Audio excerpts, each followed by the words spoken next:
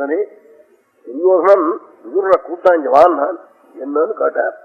திரௌபதி பிடிச்ச இங்க இழுக்கணுமா, இன்னுமே அவனை மாத்து வாச பெருக்கணும்.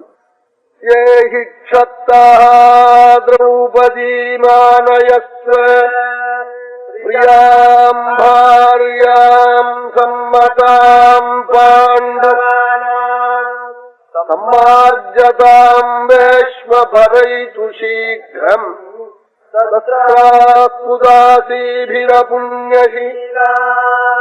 அவ புண்ணியம் இன்னையோட போயிடுது.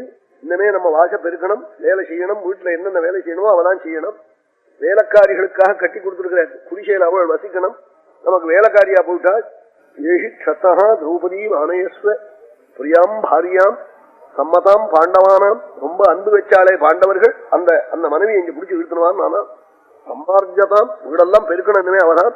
வேஷ்ம பரைத்து சீக்கிரம், ரோடெல்லாம் பெருக்கணும், வீடெல்லாம் பெருக்கணும், பிடிச்சு இழுக்கணுவான்னு சொன்னானா.